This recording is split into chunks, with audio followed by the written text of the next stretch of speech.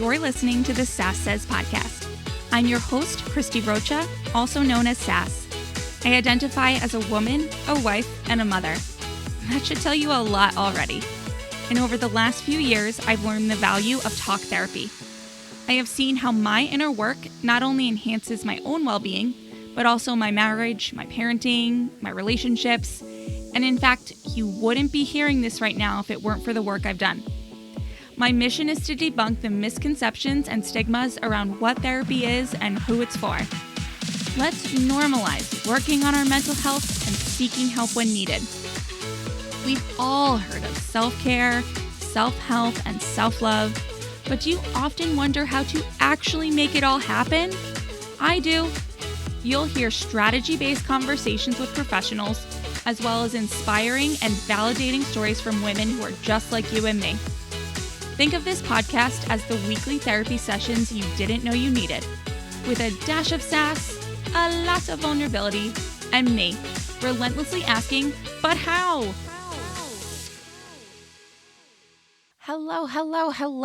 All right, my guest today is Alanna McGinn, founder and certified sleep expert of Good Night Sleep Site, a global sleep consulting practice. Alanna serves on the faculty of the Family Sleep Institute and is the host of This Girl Loves Sleep podcast. Alanna has established the worldwide brand of Good Night Sleep Site as being a #1 sleep resource for families, and she and her team of sleep consultants strive in helping families, baby to adults, and corporations overcome their sleep challenges and have well-rested smiles in the morning. Alanna's expert advice has been featured in publications like Forbes, Prevention Magazine, and Today's Parent. All right, so today we obviously talk about all things sleep. We talk about newborn, baby, toddler, and adult sleep. We cover sleep deprivation, revenge bedtime procrastination, Alanna's fundamental sleep principles, and how to best build up your sleep drive throughout the day. Sleep is a constant thought in my head. Am I getting enough? I want more of it. How do I get more? Why aren't I making it a priority? And so on. This is just a taste of how sleep and the idea of sleep affects my mental health, okay? Anyway, when you combine all of this with new parenthood in general, and, probably just being an adult in the world, it's a lot. All right, so lots to cover. Here's our conversation, and stay tuned after for some of my final thoughts. Hey, Alanna, thank you so much for being here with me today. Thanks for having me. I'm so excited to speak with you. I would love for you to just get right into it. Tell everybody a little bit about what you do and how you help people. So I started Good Night Sleep Site in 2007. I started helping families sleep better. In the past 6 or 7 years, we've grown our team to have consultants throughout Canada and the U.S. We work with babies up to adults, helping all family members sleep through the night and get restful sleep. With our younger kids, our babies, our toddlers, our preschoolers, we have one-on-one programs that we work with families to help them and coach them through sleeping better, putting sleep plans together. We also have a lot of available, awesome, do it at your own pace, programs from newborn up to adults. We just, work on helping the world sleep better. I love it. So I guess my brain is going in so many directions. I selfishly just want to talk about myself and my kids. But I also want to take myself back to where I was, as a new parent and that. And I think what's really feeling very strongly present for me right now is if you could take a few minutes and talk about maybe some of the common misconceptions that people have about baby sleep, kid sleep that might help someone who's kind of in the trenches, take them off the ledge a little bit. Yeah, that's a great question. I mean, I think the most important thing that I always talk to parents about is understanding the sleep needs of your child. So, how much sleep they perhaps need, the tools, which I'm sure we'll talk about, that go into helping them sleep better when we're talking about, our newborns up to our older kids. Really understanding that they're capable of doing it. I think that's the biggest thing. They are able to sleep independently. And I always tell a family, listen, if what you're doing works for you, who am I to tell you to change it? We work with families who come to us when what they're doing is no longer working.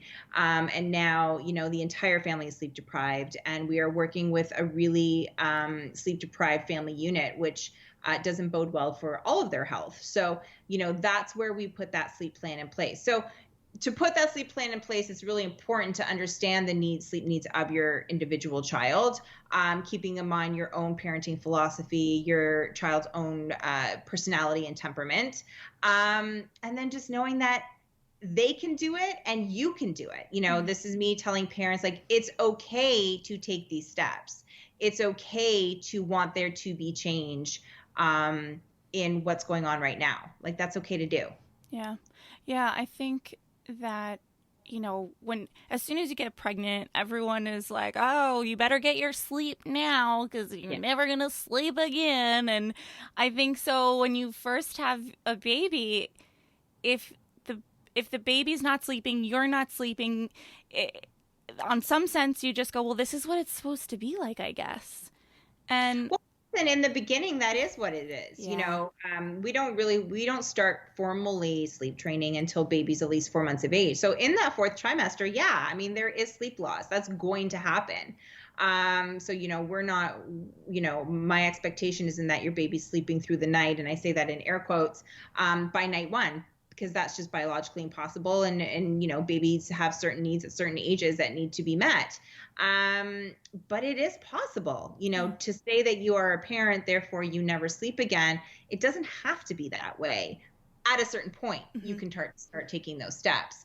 Yeah, absolutely. Yeah. And I just want to, before we get too deep into the conversation, sleeping through the night, I think for most of us, we think of it immediately as the baby goes to sleep at 7:30, he or she doesn't wake up until 7 a.m. And that's not necessarily what it means, correct? No, for me, the definition of sleeping through the night is more of once your baby has those independent sleep skills in place and can fall asleep on their own, whether it be at bedtime, whether it be throughout the night. To me, that's sleeping throughout the night. Because here's the thing, we all wake up throughout the night. We do, our babies do, our kids do. We cycle in and out of different phases of sleep per each cycle. It's when our babies or our children don't have the skill or the ability, I don't want to use the word ability because they all have the ability, but the skill or know-how to fall asleep on their own, when they do kind of partially wake up, what we call that partial arousal zone, that is in sleeping through the night. So, your baby up to a certain age will still need night feeds and will still need that nutritional content at night. But at a certain point, once you can wean out those feeds and baby nutritionally no longer needs those feeds, you can teach them the skill of falling back asleep on their own, which to me, then that is sleeping throughout the night. They're still going to wake up, but you may not even know that they wake up. They may not even realize that they wake up because they can just fall back asleep so easily on their own. So what are maybe some of the common mistakes, whether they're, with the best of intentions or not, that maybe parents are making, that they would get to that point where they're saying they're, crying and sleep deprived and my baby won't sleep. What are they doing? What could they be doing differently? What are some of the things you see? Some of the things we see, and again, I don't want to use the word mistakes because I don't want anyone to walk away from this conversation feeling bad about what they have done or what they're doing so far. Thank you for saying that. Yeah. Yeah. But I think it's important to understand, I'll tell you the mistakes that I made, when I first had my daughter. When you have a baby, you think often what your own sleep needs are. So you think by keeping them up all day, they'll sleep better at night. That's what I was doing with my daughter. This is going back 14. She's going to be 14, very soon. The sleep information like we have access to now wasn't available then. You had to really figure it out on your own or read a few books. And that was really all you had access to. Keeping her up all day, thinking therefore she'll sleep better at night, putting her to bed, nice and late, thinking that will help push out that early morning. I mean, we know, we know now that that doesn't work, right? Sleep equals sleep. So the better rested they are throughout the day, the more accepting of sleep they'll be at night. The earlier they go to bed, I'm a big time early bedtime pusher, and I'm sure that will come up a lot in this conversation. The earlier we put them to bed and meet those age appropriate sleep times, whether it be nap times or bedtimes, again, the more accepting they'll sleep at night, the more restfully they'll sleep at night. And the more that will actually push out any kind of early morning waking. So I think those are probably two of the most common issues that I see parents struggling with is, not meeting those age appropriate nap times and bedtimes. Maybe things are too late. Things are probably inconsistent. Another big one too is obviously environment, safe sleep environment. We can have a whole conversation on certain products and tools that are being promoted to sleep that aren't the safest places for your babies to sleep, but making sure we're working with a safe sleep environment, a conducive environment, and a consistent environment. And that can really the safety should start from day one, but the consistency in that environment can start as early as 2 months of age. Can you give 2 or 3 examples of some of the products that you're talking about? Yeah, like nap loungers, nap pods. I mean, I'm not going to mention any brand names, but I'm sure people know when I mention those. Those are probably the biggest that I see on Instagram right now. I can rant about this for a long time, but I won't. I will spare you guys. If you want to see a rant of me ranting, go to my Instagram at GN Sleep Site and go into my highlights, and I have a big old rant about those sleep pods. So they make for a very pretty Instagram picture, but they are definitely not a safe sleep for your baby. Anything, swings, bouncy chairs. I mean, really the safest place for your baby is a certified safe crib, firm mattress, fitted crib sheet, or bassinet, whether it be in your room, whether it be in baby's room. If it's not made for a baby to sleep in, you probably shouldn't be using it.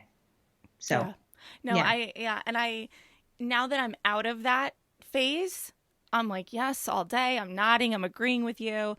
But I also, my son has been a great sleeper, but my daughter, my firstborn, she 1000% slept in a rocker for months because otherwise she just screamed all night long. Listen, I get it. I'm a mom of 3. Like the swing was my blessing when my first daughter was born. Like I completely understand parents taking those steps necessary just to get some sleep for either their child or even for themselves. But if you can work towards creating the safest sleep space possible, that's, as a sleep professional, it's the only thing that I can recommend, so yeah. And on that topic, in terms of the parents, the sleep deprivation, I once read, and I'm curious your thoughts, that the deprivation that parents experience when they bring a new baby home takes years to recover from. What do you say to that? How do we recover? How long should it take? Like, I don't know. I just remember being in it and thinking, when am I ever going to feel like myself again? When am I going to just wake up and feel like I can take on the day? Because it took a long time. Yeah, I mean, listen, it can take a long time, and I'm speaking now as a mom, more so than as a sleep coach. Listen, even as a sleep coach, I was there in those sleep deprived trenches. Like anyone listening to this who has small kids, like I said, it's kind of just comes with the package when you first have a baby. You are going to be sleep deprived. It is going to be hard. And we work with a lot of families who struggle with that for years, because they have never really taken those steps, or they've tried and it hasn't worked out. It is possible for everyone in your family to sleep better. And I say that not to say like hire a sleep consultant. That's not what I'm saying. But I'm saying if you really do the work and put in the effort consistently, and I cannot stress that enough. I'm going to talk about early bedtimes a lot, and I'm going to talk about consistency a lot.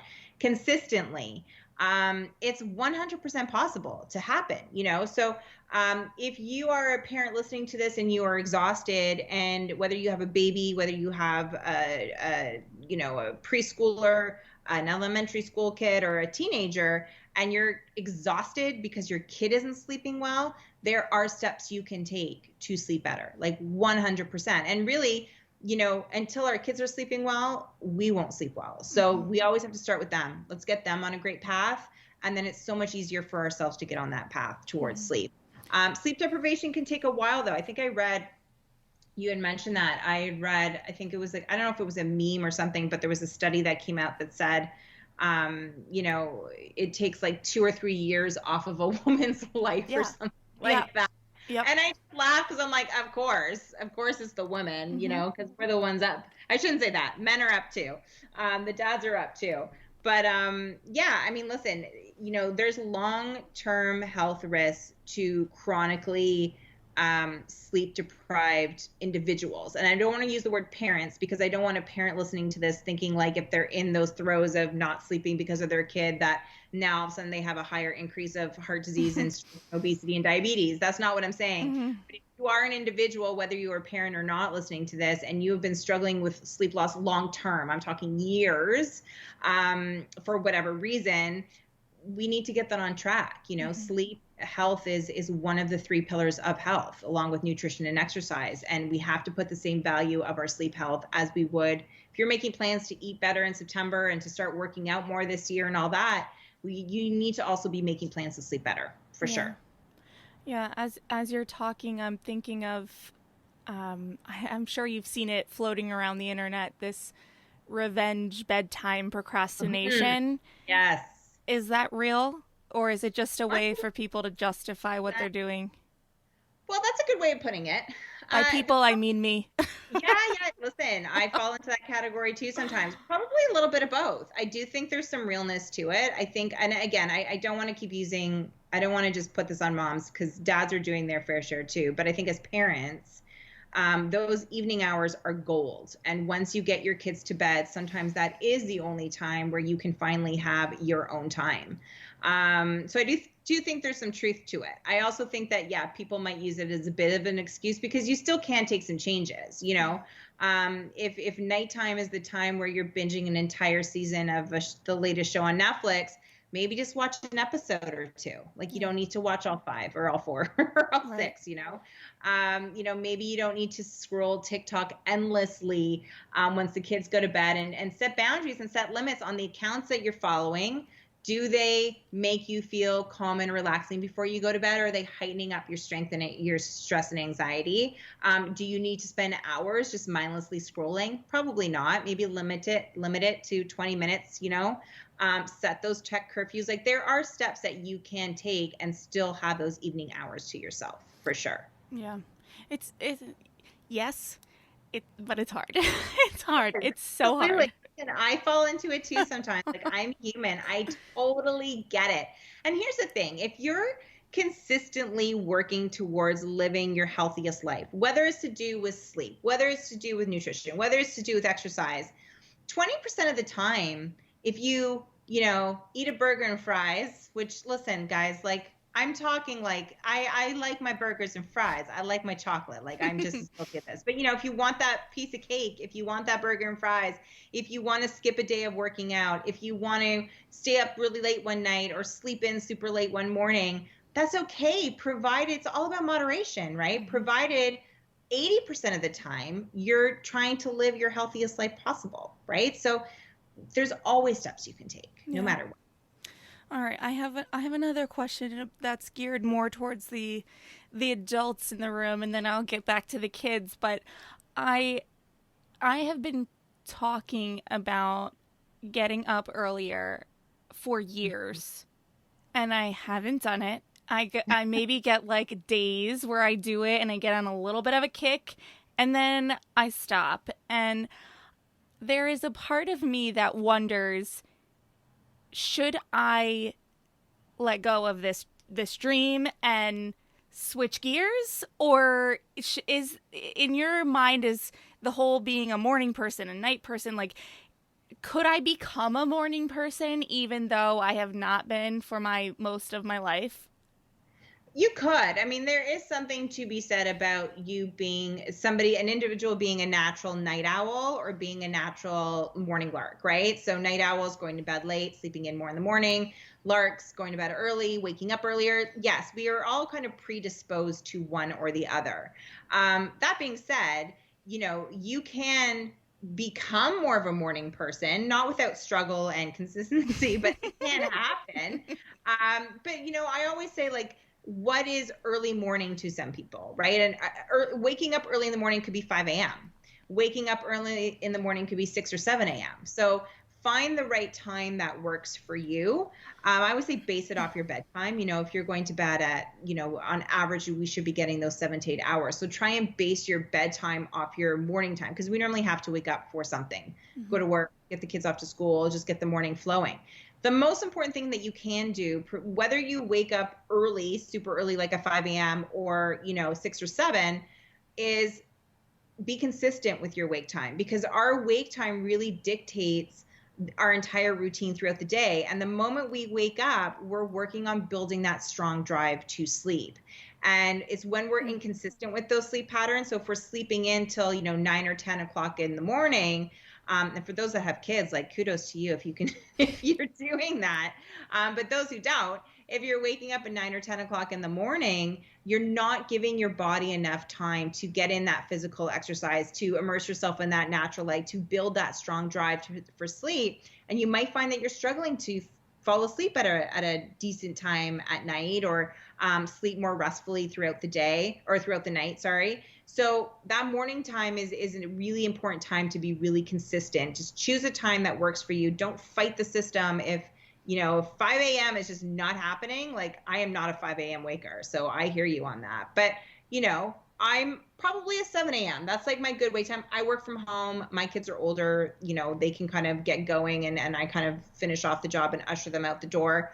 But sometimes it's hard for me to wake up at 6 a.m. Like, I struggle a little bit with that. But if I have to do it, I do it. Yeah. Yeah. I started with the the thought that I was going to be, a 5:30 or a 6 a.m.er. And I got over that really quickly. And now I'm just at a point where I'd like to be up just a half an hour before my kids are up. Like, my kids, I love that, are my alarm for the most part. Yeah. Except on school days. Like, my kids are still, like, little, like 3. My oldest is 3.5. So she doesn't go to school every day. So on school days, I have an alarm. And I honestly, because of COVID and the masks, and I can't go in, I literally, like, don't even have to really be dressed, because no one sees my face between sunglasses and a mask. No one sees my face. They barely see my body. Like, I've really taken what was, let me get ready to drop her off, to I'ma just roll myself over there. So it's like, I would just love to be able to get up, pack her lunch, get myself dressed, all before they wake up. And I don't need much time to do that. And it's like, it's a battle in my head every morning. It's brutal. But you did mention a few things that piqued my interest. You mentioned, getting exercise, getting natural light, sort of. I love what you said about building your body ready, or however you said it. Yeah. The sleep drive. Like, what are some other things that we should be doing throughout the day that will help our bodies, our minds prepare for sleep? Well, I mean, the two best things that you can do is exactly what I said. So when we wake up in the morning, we want to open up the blinds and we want to immerse ourselves in that natural light. That's going to help kind of suppress that melatonin that's already working to go down just naturally with our body, and elevate our cortisol levels. That's going to help us wake up and feel refreshed. So we want to really work on that, incorporating any kind of physical activity, at least 30 minutes a day. Aiming for 150 minutes per week as a family, individually or as a family, I think is really important. So I always say morning is a great time to get that in and done. And again, working on, that's going to boost your metabolism. That's going to start building that drive for sleep, like all of those good things. If you are really struggling for sleep, I don't normally recommend, or struggling to sleep, I don't recommend incorporating like a nap throughout the day. We don't want to rob our drive for sleep, and that's typically what that nap does. For those who don't struggle with sleep and sleep relatively well, I mean, a nap is fine. But I would say those are the two most important things, and really staying consistent on the time that you do wake up. Also finding time throughout the day to kind of whether it be in that early morning, that half an hour before your kids wake up, which is, there's nothing better about a quiet house with a cup of coffee, in my opinion. But again, not always easy to do, but find time throughout the day to give yourself that personal pause, whatever that personal pause may be. It might be time just to kind of collect your thoughts, have that quiet moment, reading a book or whatever. You don't have to take a lot of time, 5 or 10 minutes, but it also could be a time to, in all honesty, to work through what you need to work through. If you're going through a more stressful or anxious time, work through, kind of give yourself time throughout the day to stress out, if that makes sense, so that you're not busy stressing out at night, because we're so busy during the day. We push everything down, down, down, down, down. And then when we lie in bed, the distractions are gone. And that's when, everything kind of floods the brain. So, take time throughout the day to work through those thoughts. Don't let them sit, let them flow in and out, but work through them nonetheless. It could be writing out a to-do list, whatever you need to do, so that you don't have to work it out at 3 o'clock in the morning or when you're trying to fall asleep at night. Yeah, I love that, because that is, especially with having kids in the house running around, it's like it's a lot of the time I'm lying down. It's the first time I've had my brain to myself all day. Yeah. Yeah. I totally get that. Yeah. So that's, and 3 kids, totally get it. Yeah. Yeah. I'm like, I'm processing that a little bit. I'm like, when am I going to make this happen? Anyway. All right. So now I've mentioned a few times, I have small kids. My daughter, she's like my little sleep interesting child. And she goes through these periods and going to school has helped dramatically in terms of tiring her out and just getting her to sleep. And she's also in that that little bit of transition where the naps are starting to be hit or miss. And she will not nap at school. That's just, no. But anyway, I did read one time, I don't remember where, I'll try to find it. It was one of those sleep books that they were really harping on, how many hours a day kids should have from this age to this age and this age, and having to do with all of what's happening developmentally with the brain and needing the sleep. And I wonder if, I have to say, it just created so much anxiety in me reading that, thinking that her sort of little patterns of sleep were going to make her not as smart later. And just where's the balance? Or, or maybe, so I want to talk maybe from the parent perspective, where's the balance in our feelings on that? And then also from the practical, let's get your kid to sleep. What do you advise as being, here's where we're aiming for with kids, just say from little kids for now, and then because I have other questions relating to teens, and we'll get to that later. Well, that's fair. I mean, when we're dealing with our little kids, we know what healthy sleep does. So, with healthy sleep, they have better cognitive abilities. They have stronger immune systems, which is so important right now. They have better motor skills. We know how sleep loss affects mood and temperament with our kids. So, to get healthy sleep, there is definitely a need for that. We work a lot with, younger parents. And if a parent, we're trying to put a schedule together and a 6-month-old has swimming lessons, so the schedule isn't working, as they hire me for a coach, they hire me for a reason. And if you ask me if a 6-month-old needs to learn to swim or if a 6-month-old needs a good solid nap, I'm always going to go with the side of the nap. Now, of course, the older kids, of course, we want to encourage swimming and safe swimming. But when we're talking about that young of age, and if it's really kind of, throwing a wrench in the schedule, we need to focus on that healthy sleep. So healthy sleep is important. I can't say that it's not, but it shouldn't, as parents, we shouldn't stress out about it, or, think that we're failing our kids if we're not following every single rule. Just like we shouldn't stress out about our kids having a cookie for a snack, or maybe they weren't in the best mood with their friend at school that day. Like, it doesn't mean we're awful parents and they're awful kids because of that. So as parents, I think we need to take the pressure off a little bit and cut ourselves a little bit of slack, give us a little bit of a break.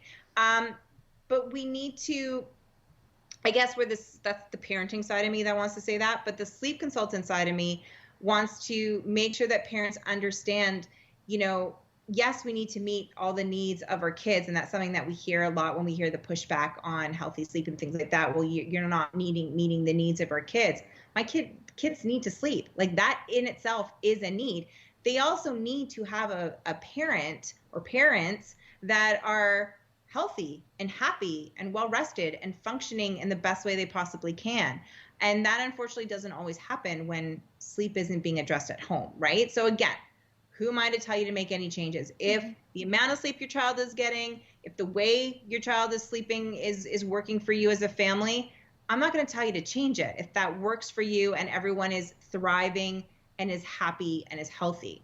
But the moment that isn't the case, and now you're not happy and healthy and you guys aren't thriving as a family, maybe you need to step back and say, okay, what changes do we need to do? You may not there's no pressure to do every single change, but there probably are some changes that you guys can do and make. Yeah, I think when I hear you make the comparison to, oh, your kid had a cookie today or whatever, I think, at least for me, I think where it becomes more stressful with sleep is that I feel like I have less control in that area. Right. And doing what you do, you could probably convince me otherwise, right? But I, especially with young kids, I have a lot of control over whether she has a cookie or 4 cookies or no cookies. When Right. I put her in her room and close the door, I can't like force her head down, close her eyes, and make her sleep. So there, Yes. So I think it's that control piece of feeling like, am I doing a disservice, but I can't really make her sleep. Well, you can, not by holding her down. But yes, I understand what you're saying. It's easier to say no to a temper tantrum about not having a cookie, right? Yeah. It's a lot harder to walk away from the temper tantrum of not wanting to go to bed. Yeah. But the temper tantrum in itself is stemmed from the same thing, right? For the most part, right? I mean, again, I'm not going to get into, behavior things with kids and things like that. But for the most part, if there's not other things going on, for the most part, what we are seeing happening is they are not liking the response that we are giving them, right? If it's just a typical behavior outburst, right? Is I want the cookie, you're not giving it to me, I don't like that, right? Or if it's where I don't want to go to bed, you're making me, I don't like that. It's the same type of thing. So this is when we get into the older kids, not the babies. The babies, normally we're teaching them the fundamentals, right? Learning those independent sleep skills. With the older kids, we're still teaching them the fundamentals. So consistent sleep environment, going to bed, consistent sleep patterns, focusing on naps, focusing on bedtimes, all of those things. But now we're also factoring in the behavior component, right? Of the bedtime battles and the pushbacks and things like that. And that's where we have to set the same kind of limits and boundaries at that time that we set in the kitchen or in the mall, or wherever we're setting other rules for our kids. If they're controlling bedtime, which, it's funny, what I normally tell my toddler parents that I'm working with is who's training who, right? And it's always kid training the parent, right? So it's taking that control back. So yes, you can't ever force them to go to sleep, but you can teach them to go to sleep, and you can take that control back so that they understand that there are rules and expectations at bedtime and that they need to be followed. Toddlers. Yeah. Oh, toddlers. Oh my God. Two people you can never negotiate with, toddlers and terrorists, right? Same thing. They are just something else. All right. So get into a little bit of the hows, I guess, of the sleep process, the routines, the best practices, the how-tos a little bit. So we work very much with like four key fundamental sleep tools. So one is environment, which I've touched on, right? So Mm-hmm. making sure we're working with a safe environment, one that's conducive. So darkening up the room, using white noise, making sure the temperature is on the cooler side more than the warmer side. Making sure that we're working with a consistent sleep environment for both, naps and night sleep, especially for our little ones as they're getting used to the environment and helping them feel more safe and secure in that environment. The next is naps, with our, especially, again, we don't start working on this entire plan until baby's at least 4 months and up, corrected age. But then we want to start working on age appropriate naps. So, making sure they're napping at appropriate times and getting the right amount of naps throughout the day, the right consolidation of sleep per nap throughout the day. You're looking at about an hour to an hour and a half per nap with maybe like a shorter cat nap. And then bedtime. Bedtime is a big one. If a family comes to me and says, we're seeing early morning wakings, we're seeing frequent night wakings, we've tried everything. Two questions I'll ask is, what are the associations? How is baby falling asleep? And also, what time is baby going to bed? Because that gives me an idea before you even ask about naps and environment and all that. That gives me a really good idea on sleep loss and whether I'm dealing with a baby who has a big sleep debt because they're not getting enough sleep, and that probably is resulting in more restless sleep at night and early morning wakings. So then we're focusing on those age appropriate bedtimes. So normally moving bedtime a lot earlier, incorporating a great calming and relaxing bedtime routine. The great thing about bedtime routine and environment is these are things that can be incorporated on day one. Come home with the baby from the hospital or from wherever, if you're, birth from home, and you can incorporate these things as early as night one. So focusing on a calming and relaxing bedtime routine, age appropriate time, and then it's choosing the right approach, and there's a lot of different methods out there. Cry it out is not the only route to take. It's not to say that it isn't a route. It is one of the approaches that we use at Goodnight Sleep Safe, but we also use more gradual approaches too. We work very much with the parent's comfort level. But we also, and more importantly, work with the temperament and personality of the baby or child. And that, when choosing that method, because of that, that doesn't always necessarily work with moms or dads' wants and needs. But I always say start gradually and then get more direct if you have to. You might not have to get super direct. A gradual method can work great. You never want to be pulled through the process. We never want to convince and pull a parent through the process. We want them to understand and feel comfortable with every step that we're taking along the way, so that at the end of the day, they now are their child's sleep experts. Like that's the most important thing is educating them on, again, like I said, their baby sleep needs, the steps we have to take, all of those things. Yeah. Yeah. Well, and I, like you said, you don't want to be a parent feeling pulled through the process, No. but I think what you said was important too in terms of the kid, right? Like we can't be pulling a kid through a process that's not going to suit them. Yeah. Well, and in doing so, at the end of the day, we're not being fair to them. Yeah. Any parent who's listening to this, who's considering, starting the process of sleep training, it's really important to be ready to do it, because no matter what method you choose, whether you choose something as direct as cried out, whether you choose something super gradual and you're more present and involved in the method, it's going to be hard because you still have to make changes in how you're responding to your child, Yeah. no matter what. Yeah. Whether those are gradual changes or more direct changes. And it can be really tough. So you really need to be ready to be consistent, because again, consistency is key. If you're flipping and flopping and one night you're super consistent, or the first 2 nights you're super consistent and then the next night you kind of let it go, well, all that consistency and that all the work your baby did the first and second night, right? It's for nothing, right? So now we're not really being fair to baby. So you've got to be ready, and you have to be supported.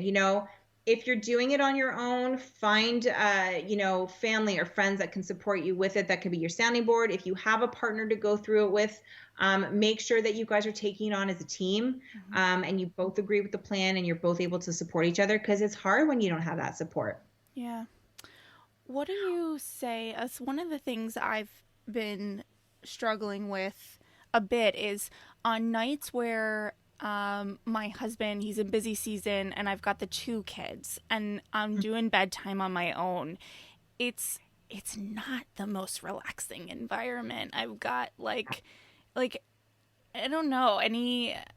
Like my son goes to bed a little bit earlier, but when I'm by myself, sometimes I gotta put my daughter down at a different time to get him down. Like it's very chaotic. Yeah. What do I do to make this even a little bit better? I'm not expecting perfection. I'm not Yeah. expecting any sort of magic to happen. I'm one person with two babies, but any advice on managing a calming bedtime routine with two kids or more of varying ages? Yeah, I mean, listen, I went through that. My eldest was 3.5 when the twins were born. And my husband has a job where sometimes he's meeting clients at night. So it was hard, doing a bedtime routine with 3 kids. So you kind of just got to push through and do what you can do. Certain things that we'll tell families, especially families of multiples or, they have more than one child, is, you don't have to include a bath at bedtime. That's something that I always talk about. Yes, it's a great relaxing activity. Absolutely. But it can be incorporated at another time throughout the day. So for instance, with my family, with my twins, we didn't do baths every day, but every other day, to bathe them all and get them all right. Like it was next to impossible when it was just me doing it. So the thing that really lightened up my load and really helped my bedtime was I started giving them a bath when they would wake up from their afternoon nap. They'd wake up from their afternoon nap, I give them a quick bath, get it done. And then it just freed up bedtime and made it more easy. So, work with what works for your family. If you really enjoy bath time, you don't have to change it. But if it's something where, you're struggling to do it by yourself, move things around, like, Yeah. figure it. Yeah. Yeah. Yeah. And Yeah. don't, like you said, when you have more than one kid, bedtime, there isn't really anything, it's really hard for things to be perfect. So don't expect that, but you can make little changes to make it a little bit easier on all of you, for Yeah. sure. Yeah, I really like that you said that because I think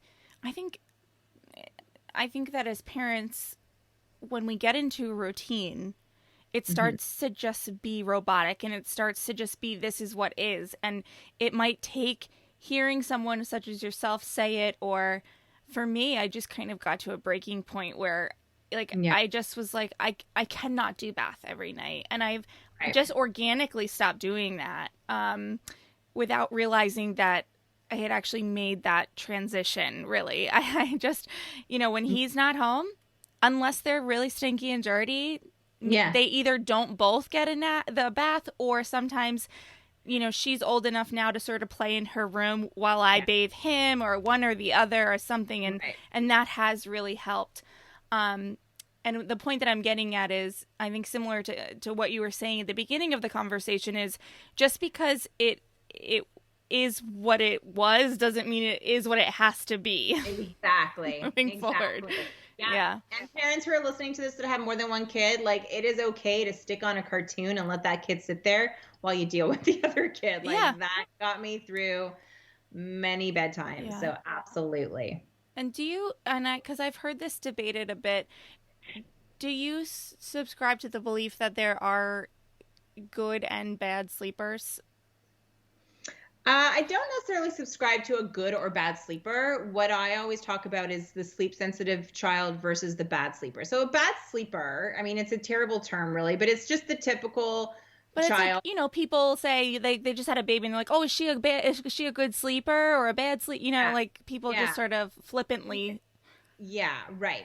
I mean, no baby coming out, we're all born with the ability to sleep. Mhm. We all are, but the ability to sleep independently is one that has to be taught and learned. Now, that's not to say that there are just some naturally good sleepers. That my eldest daughter was kind of one of them. It didn't take a lot. We had to put in some work, but she got it pretty easily. My twins and thousands of other families that we've worked with, sometimes it's just not that easy. So if we want to coin them a bad sleeper, to me, a bad sleeper is really just normal sleep habits that babies have because A, they don't know how to do it, or B, they're young and they need certain needs met at certain ages, right? Now there are sensitive sleepers. Sensitive sleepers, I always kind of use my children as an example. My youngest are twins, boy and girl, and my girl twin is to me a sensitive sleeper. She is the one where, nap drops were always harder on her. If routine was off, it always took more of effect on her. If bedtime was late one night, she'd be a bear. Like it was, and she's still like that. She's 10, like she's just more sensitive to the routine. So yeah, listen, I use the term bad sleeper too sometimes. It doesn't mean your kid's a bad sleeper. It just means they have to learn sleep habits like we all did. We all had to. It means they're normal. Yeah. Is what it means. Yeah. I think we need to just generally across the board with our kids sort of do away with those very black and white blanket statements. Oh, is she a good eater, a bad eater? Because it becomes, I think what people forget. What's that?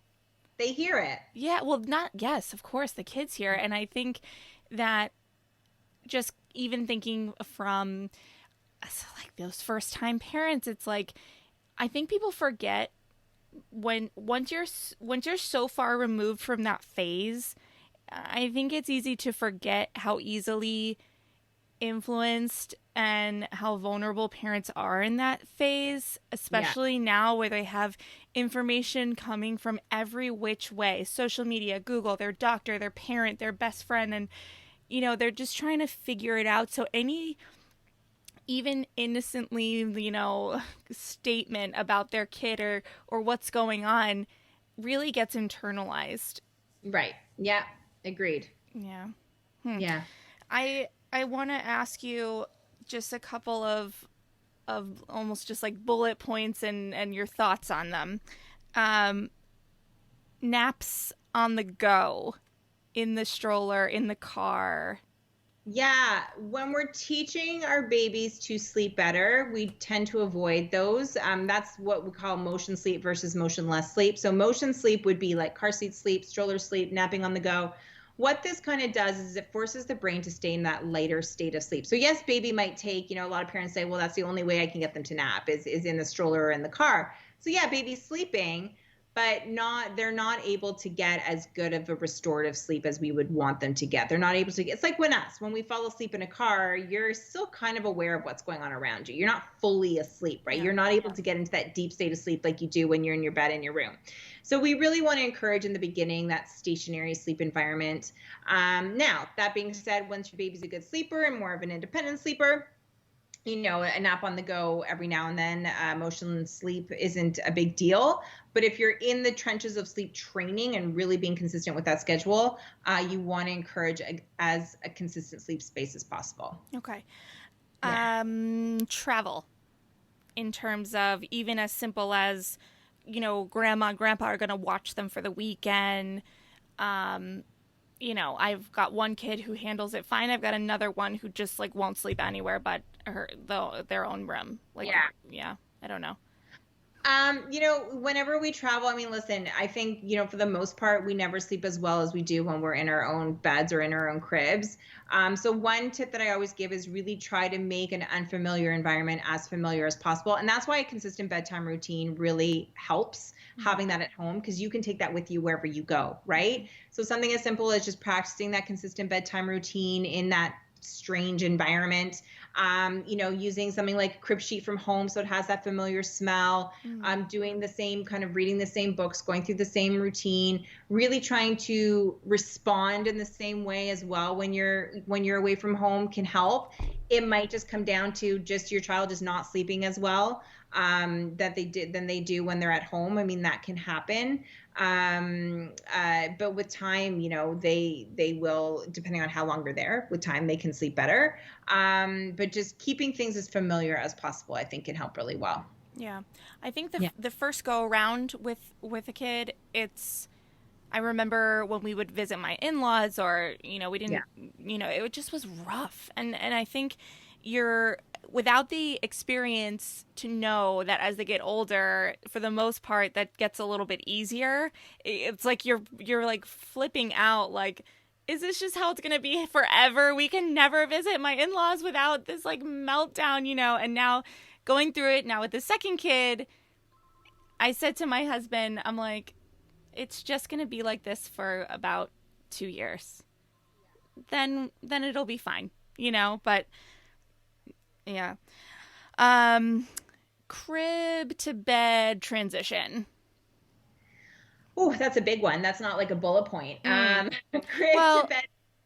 I've heard I you mean, say that you like to just really push it off as long as you yeah, can. And I was curious, maybe I'll be specific then. yeah. Why is that? So we want them to, the older they are, the more they'll understand the sleep rules. So I always say, unless your child is jumping out of the crib, because then we have to be concerned about safety, or you don't perhaps need the crib for another kid, another baby, leave them in their sleep space, in their crib as long as you can. I've had babies. I mean, I think my twins were like 3.5 by the time they moved to a bed. We've had babies who are even older, if they're not outgrowing the crib. It just keeps them in that confined space, right, too. So if you don't need to make the transition, I wouldn't rush it. The younger they are, the maybe less they'll understand kind of what those expectations are. But in saying that, I know a lot of parents are really apprehensive about doing the crib to bed transition. Just in doing that doesn't mean your amazing sleeper is going to turn into a nightmare. Like, many kids transition from crib to bed and remain in their bed and are fine, right? Mm-hmm. So, it depends on the child. You won't really know until you do it. I've seen, babies who are, giving parents a lot of issues in crib, transition to a bed and are fine. I've seen flip side, babies who are sleeping great, transition to a bed and suddenly there are nightmares at night. So you just never know. Again, there's always steps you can take to help with that transition, but I would say if you can hold off, try to. Yeah. Yeah. Yeah. Yeah. Okay. And the last one might be a little bit of a curveball because it really doesn't have to do with kids, but I have you here and I need to ask it. Yeah. My husband struggles a little bit with insomnia. Okay. I don't even know if I have a question. I just like want this so badly to like not be a thing for him anymore. Like, Right. is it something that can be, I don't know, corrected? Or is this just almost like just something you're born with and he's going to have it forever? Like, what? I don't know. I mean, I would need to know more information. The thing with adult sleep, You would. That doesn't cover it for you. I mean, the thing with adult sleep is it's not as black and white as kids sleep, right? Normally, just by like, a parent could literally tell me as much as you just told me about a kid's sleep, and I'm like, this is what needs to happen, because it's just, it is what it is. But with adult sleep, there could be so much involved. So I would need to know more. But that's not to say that eventually we can have this conversation again. But, when working with adult sleep, we're working on things like, proper sleep hygiene. We're working on his relationship with sleep. So if he's been struggling with insomnia long term, I don't know how many Whole years. life. Okay. So he probably doesn't have the best relationship with sleep. He doesn't have the best views on his own sleep health, right? So because of that, that just is going to heighten any stress and anxiety that he's already feeling at night about not sleeping well. So it's almost like we have to retrain his brain to start thinking more positively about sleep. So what are the therapies and steps that we can take to do that? Is nutrition a factor? Is hormones a factor? Like, there's so many things that could be, I can't just be like, do this. Yeah, no. Yeah. And yeah. It? Absolutely. Like, anyone can learn to sleep better. But there's steps and practices that need to be put in place for sure. Yeah, because the other thing I think that the thing that happens to actually work against him but also in his favor is that he doesn't really require that much sleep to be himself and to be functional. And I sometimes think if he got more sleep, imagine how much more himself and functional he would be, right? But he's that guy that could get a couple of hours and be like no one would ever know, and he's rolling through the day like no big. He doesn't hardly even drink coffee. It's just he's that guy. But anyway, I just I would have regretted it if I didn't just at least bring it up. I love it. Yeah. Is there anything about the work that you do with parents or anything that your expertise that has truly surprised you to learn or know or do over the years? Probably just, I'll be honest, like how satisfying this job it really is. I mean, it Hmm. never mind, that obviously doesn't surprise me anymore, but I know when I first started, I mean, you really do. It's such an honor to be taken on this journey with an individual, whether it's I'm helping them individually sleep better, whether I'm helping their kids sleep better. It's a really personal journey. So for them to put the trust in myself or one of my team members to kind of come along on that ride, it really is an honor. And then to hear the sound in their voice at the end of our time together, when sleep is starting to come together and they're starting to sleep better, it can be a really satisfying experience. So it's something that I really enjoy doing. I know my team members do as well. And we're always just really honored when families choose to bring us along on their Yeah. sleep journey. And you've had some pretty big name families choose you and your team. Jana Kramer, Whitney Poore. That Yes. must be exciting. It is. It is. I have to say, we've had a real pleasure working with some really incredible families, and not just the celebs, but even just families. Yeah. It's a really truly it's just a great thing. Yeah. I always say I'm very lucky doing what I'm doing. So yeah. And lastly, I'll just ask you, is there anything that you would have wanted to make sure to mention today, or anything that you would have wished I asked you that I didn't think to and you just want to leave people No, you with? got some really great questions, some really good questions. Yeah. I mean, I always like to just, say, anyone who's listening to the podcast, never again, like, and that's why I know I've mentioned this quite a few times in the podcast. Like, at the end of the day, you have to take what steps work with your family, for you yourself as an individual, or whether you're dealing with babies or kids. There's always steps you can take. Absolutely. But you have to want to take them, and you have to be ready to take them. And if you're Yeah. not, that's okay, Yeah. Yeah. Yeah. Well, Alanna, thank you so much for your time. This was Thanks for having me. This personally is very fun. helpful. So Yay. I did not get to, because I think you could probably do another show on this, is kind of that next level with the teens and the screens and that Yeah. whole thing. So perhaps next time we touch more on that. But this was wonderful. Thank you, thank you, We have thank a you. lot of information on our website about Mm. teens. We actually just released a new Do It at Your Own Pace tween and teen program. So that's Oh, available with adults and all of that. So there's a lot of great information on our website and on our social media accounts for those who want to learn more. excellent. And it's GN Sleep Site. Facebook is, or sorry, Instagram is GN Sleep Site. Our website is goodnightsleepsite.com. And Facebook is Goodnight Sleep Site. Perfect. Well, thank you Yeah. again. Thanks for having me.